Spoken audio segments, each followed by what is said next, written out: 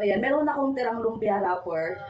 Iluluto ko to ng ganito lang sa mantika. Tapos lulutong na yan. Tapos sabi ni mama ko lagyan daw ng condensed milk. So ayan, try natin. Nabibenta daw sa kanila ng 2 pesos isang ganito. So ayan, try natin guys. So ayan, mainit na yung mantika. Ilagay na natin to. Ito lang din yung pinagprituhan ko ng turon kanina. Marami pa kasi tirang mantika. So try natin. Ayun lang, kailangan isa-isa yung paglalagay mo para ayun, kahit pa paano bilog pa rin siya. So ayan, ayun yung itsura niya. Antay lang nating golden brown. Saka natin hanguin.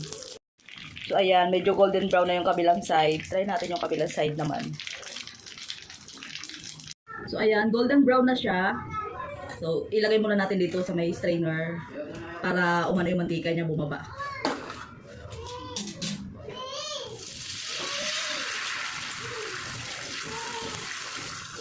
Update ko kayo maya-maya guys. Doon sa pagkatapos na ako, update ko kayo. So ayan guys, ito na yung finished product nung lumpia wrapper na pinrito ko. Ayan lang siya. Tikman natin. Malutong. Tapos lagyan daw ng condense. Tinanggal ko na ng level pero condense yan. Tikman natin.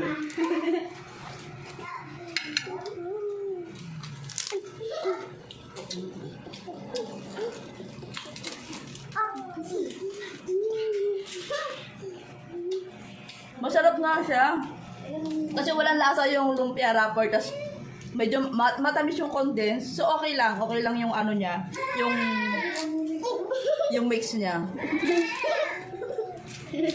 So try nyo. Masarap siya. Masarap. So ayan.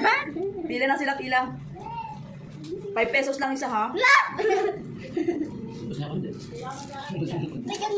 Halika dito ka, pakita ka dito.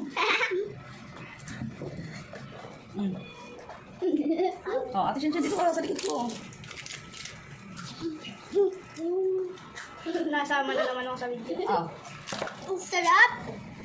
Oh, si Jay. Tao, agwang! Oh.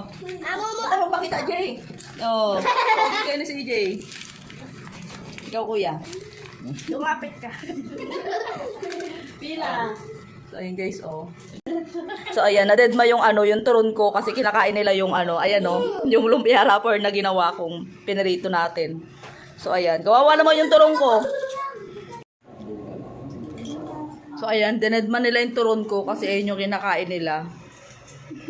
Yung lumpia wrapper. Ayan na lang yung natira.